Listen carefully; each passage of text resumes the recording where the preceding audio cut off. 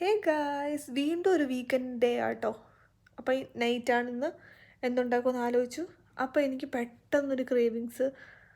ഞാൻ കഴിച്ചിട്ടില്ലാത്തൊരു ഐറ്റമാണ് ഈ ഇറച്ചിച്ചോറെന്ന് പറഞ്ഞ സാധനം. ഞാനിങ്ങനെ വീഡിയോസൊക്കെ കണ്ടിട്ടുള്ളൂ. അപ്പം ഞാൻ ഇതൊന്ന് ട്രൈ ചെയ്ത് നോക്കാം. അപ്പം ഉണ്ടാക്കിയാലോ? നമ്മൾ ആദ്യം തന്നെ സാധനങ്ങളൊക്കെ അരിഞ്ഞ് വെച്ച് ഒനിയൻ ഉണ്ടായിരുന്നു. ഇത് പച്ചമുളക്, വെളുത്തുള്ളി, ഇഞ്ചി ഇതൊക്കെ ഒന്ന് പേസ്റ്റാക്കിയ പോലെ സാധനമാക്കിയത്. പിന്നെ തക്കാളിക്ക ഇതെല്ലാം സെറ്റ് ആക്കിയതിന് ശേഷം കുക്കർ എടുക്കുക, ഓയിൽ ഒഴിച്ച് അത് കഴിഞ്ഞ് ഒനിയൻ ഒന്ന് വരട്ടിയൊക്കെ എടുത്തതിന് ശേഷം നമുക്കാദ്യം ചിക്കനാണ് മിക്സ് ആക്കേണ്ടത്. അതിന് ശേഷമാണ് നമ്മൾ റൈസിലേക്ക് പോകുന്നത്.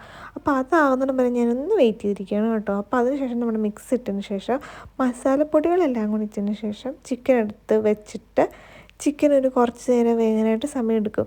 ആ സമയം കൊണ്ട് ചിക്കനൊക്കെ ഒന്ന് വേകട്ടെ. വെന്ത് വന്നതിന് ശേഷം നമ്മൾ എന്ത് ചെയ്തെന്ന് വെച്ചാൽ ചിക്കനെ മാറ്റിയെടുത്തിട്ട് ചിക്കൻ്റെ ഗ്രേവി പോർഷനില്ലേ അത് മാറ്റിയിട്ട് ബാക്കിയുള്ള അതിൻ്റെ വെള്ളമില്ലേ അത് നമ്മളിങ്ങനെ അരിച്ചെടുത്തു. എന്നിട്ട് ആ ഗ്രേവി വെച്ചിട്ട്, അതായത് ആ വെള്ളം വെച്ചിട്ടാണ് നമ്മൾ റൈസ് കുക്ക് ചെയ്യാനായിട്ട് പോകുന്നത്.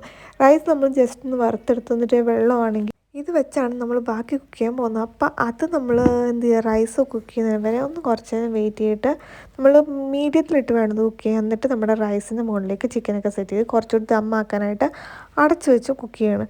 അപ്പോഴത്തേക്കും നമ്മുടെ റൈസും ചിക്കനും എല്ലാം റെഡി ആയിട്ടുണ്ട്. കണ്ടോ, ഇതാണ് നമ്മുടെ സെറ്റായിട്ടുള്ള അവസ്ഥ. അപ്പം അത്രയേ ഉള്ളല്ലോ.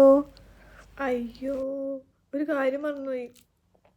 കഴിക്കുന്നതിന് മുമ്പ് നിങ്ങളെ പാത്രത്തിൽ കാണിക്കണം എന്ന് പറയുന്നത് ബിരിയാണിക്ക് സെറ്റ് ചെയ്യട്ടെ. പക്ഷേ ഞാൻ മറന്നുപോയി.